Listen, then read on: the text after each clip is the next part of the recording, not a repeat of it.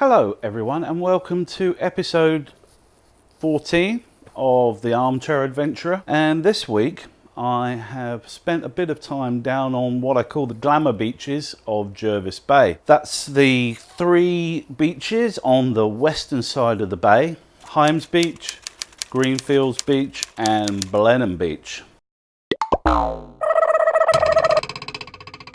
So let's get to the matter in hand, the three glamour beaches of Jervis Bay. Cue intro sequence.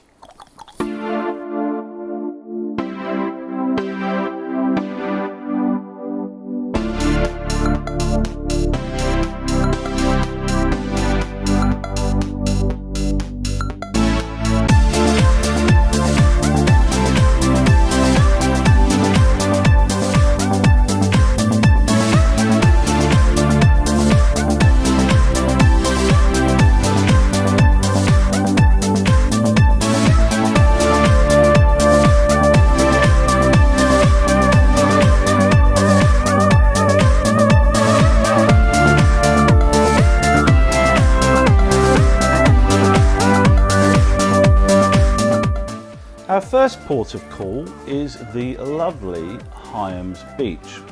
Now, there are a couple of things that we need to clear up before we explore this particular beach. Firstly, the beach that everybody calls Hyams Beach, that they sit on the beach and take the Instagram selfies on and tag Hyams Beach, is not actually Hyams Beach. It's called Sailors Beach. I don't know why it's referenced this way or where it all began, why everyone calls it that, but it isn't Hyams Beach. Hyams Beach itself is a very small little beach just to the north of the one everyone calls Hyams, with a boat ramp on it. The town itself is of course called Hyams Beach, maybe that's why they all call it that, but yeah, it's called Sailors Beach. The second thing that we need to address is a myth associated with Hyams Beach that's been around for quite a few years now, and that is that it has the whitest sand in the world according to the Guinness Book of Records. This is absolute bullshit.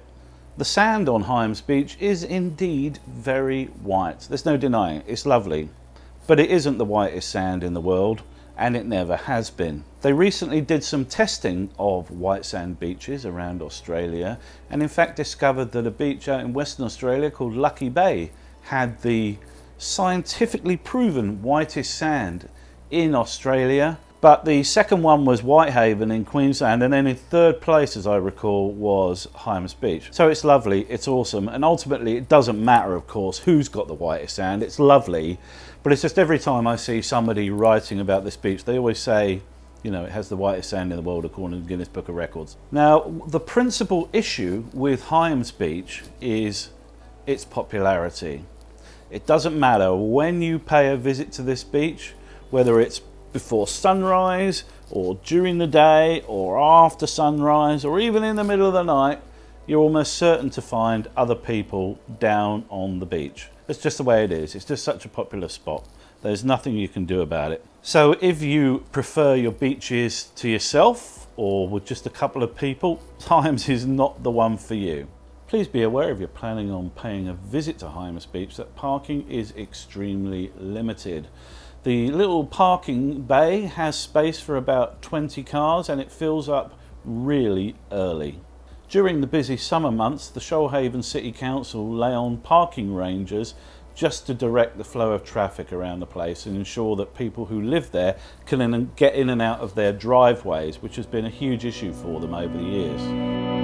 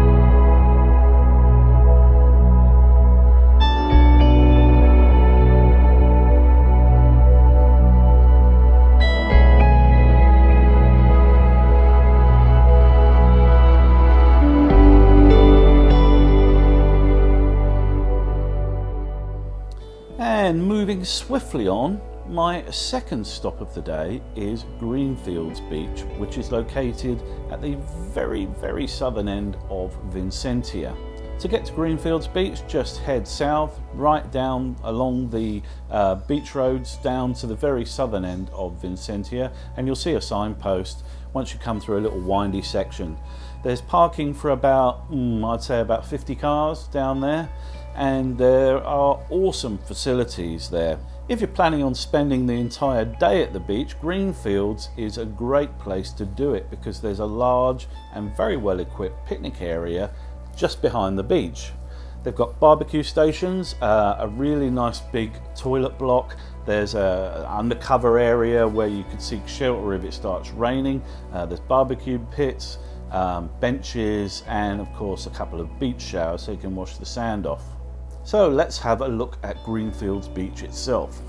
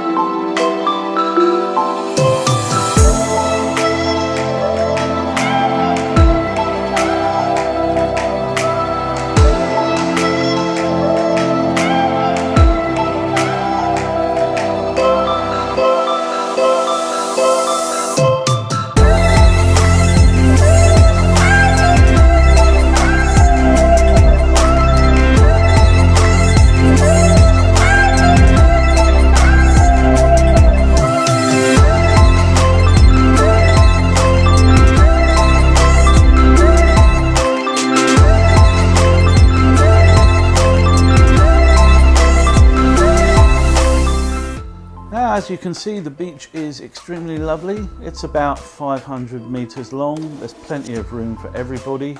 It's a very wide stretch of sand, and you've got rocky little outcrops at the north and south ends of the beach if you fancy going exploring. Now, one of the best things about Greenfields from a visitor's point of view is this lovely leafy car park. So when you return to your car after a morning on the beach, your hands don't burn on the steering wheel. Which brings us rather neatly onto our third and final beach of the day, last but definitely not least, the lovely Blenheim Beach. Blenheim has two parking areas, one which you can approach down the main access track down to the beach, where there's a very shady, lovely undercover parking area. Great place to leave your car in the sun and not come back to that burning steering wheel. But there's also a sort of a locals car park slightly further up down the bottom of Captain's Road, and there are fairly steep paths down onto the beach at both of those locations. Not the best place to visit if you have trouble with steps. Anyway, let's take a look at Blenheim.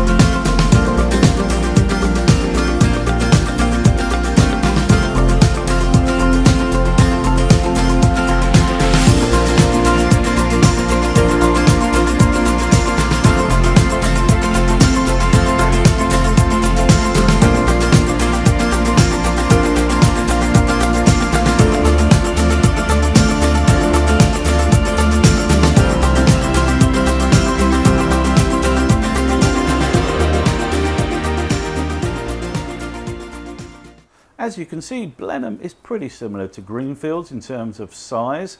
There's plenty of space here thanks to the width of the beach for everybody to find a spare bit of sand to stretch out the old beach towel and lay down and enjoy the lovely scenery. And there we have the 3 glamour beaches of Jervis Bay, each and every one of them worth a visit. Probably not going to have much luck if you're into surfing. They don't really pick up too much for swell. You sometimes get enough to maybe ride a boogie board in the beach, but you're not going to really get much more than that unless the swell is absolutely pounding through the bay. However, it's a great place to just go and relax and dip in the water and enjoy the crystal clear, pristine waters of Jervis Bay.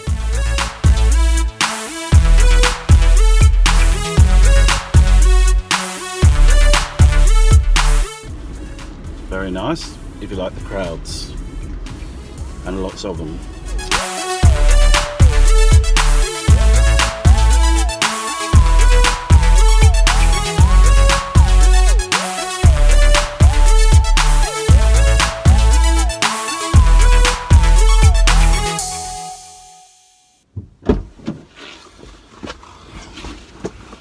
And that concludes this week's episode of The Armchair Adventurer. I hope you've enjoyed this little look at the glamour beaches of Jervis Bay. They're not really locations I go to too much in the summer because I'm not a big fan of crowds. But as you can see, they're extremely beautiful spots and a real draw card for tourists for the area. I mean, you should definitely check them out if you're coming down here. Just understand that lots of people will be joining you.